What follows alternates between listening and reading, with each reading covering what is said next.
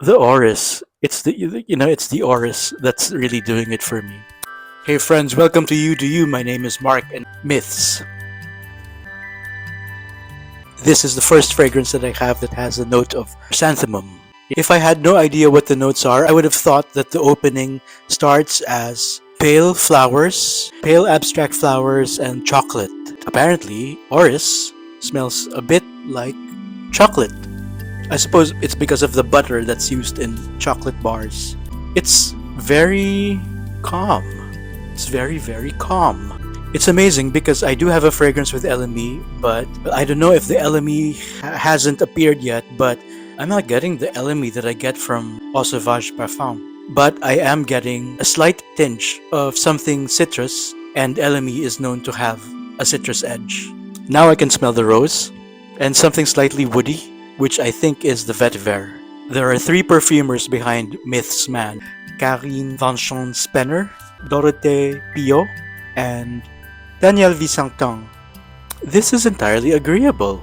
It's not challenging in any way. It has the usual depth of amouage, and the florals. Absolutely gorgeous here. I've scanned through a number of Fragrantica reviews, and no, there's no urinal cake going on here. None. This is indeed boozy, but it's not as boozy as Bentley Intense for Men.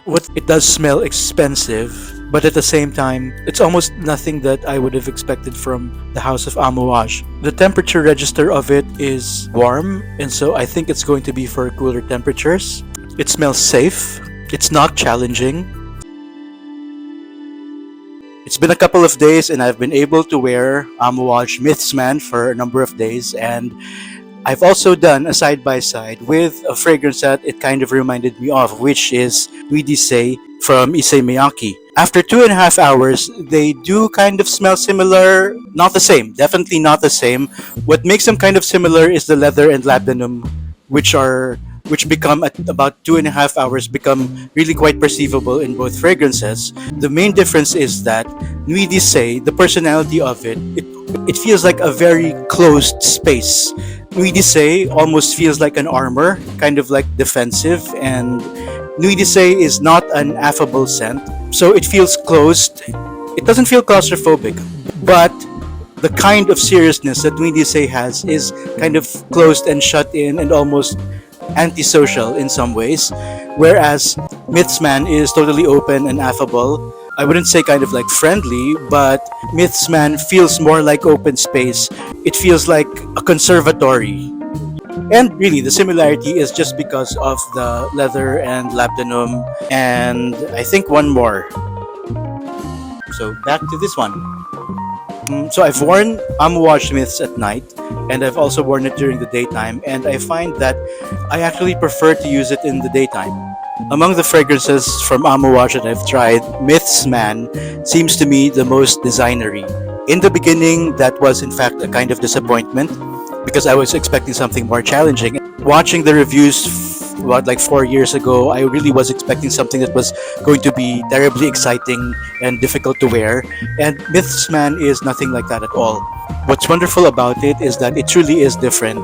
It's tellably niche. Like you could tell that the ingredients used in it are actually it's not just the ingredients, but also it's how it was engineered and how well thought out the fragrance is. There's no element in Myths Man that you could do away with. It's not like, oh, the leather should be amped up, or the chrysanthemum isn't doing as much as it could do, or etc. etc. Another way of putting it is that Myths Man is really perfect. Now, if you're looking for something very challenging, this is not going to be it. And I think Myths Man is designed for dates because if you compare it with other Amouage fragrances, I feel like this one is the one that's most easily attractive. The personality that it gives off is somebody who's open to experience, but at the same time, not terribly eager. It's a perfect balance of outward generosity and inward self restraint, which makes it really, to me, a perfect date fragrance. Myths Man starts off with a very strong combination of orris, which is buttery, and chrysanthemums, which is a highly uncommon floral note. And for that opening alone, which lasts for like maybe 2.5 hours or even 3. The tenacity of the opening is really remarkable. That rare combination is reason enough to get Myths Man.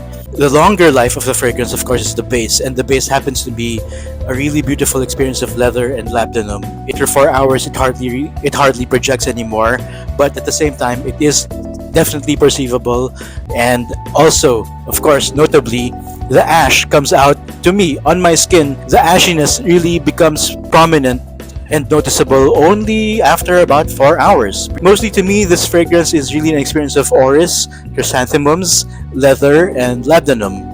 So it's very rare, it's very unique. You won't smell this from any other person. It does remain interesting for the entire duration. The longevity of this is really good. Projection, maybe just for 3 hours, or maybe just 2.5. And the projection also is polite.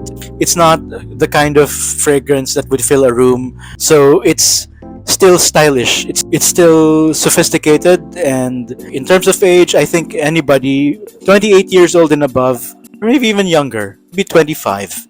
Is this worth it at full retail? I would say yes. Yes, because there's nothing else like it. This is niche of high order. You get an olfactory experience that you can't get at all from designer fragrances. In terms of quality, is it in fact 3 times better than the average designer fragrance? I'd say yes, because there's nothing harsh about Myths Man at all. The wonderful thing, of course, is that Myths Man is still available in discounters, and at discounter price, it is absolutely worth it. One last note. The first time you try Myths Man, you're probably going to think that I'm crazy to think that it's worth it, but wear this thing 3 times before making up your mind about it.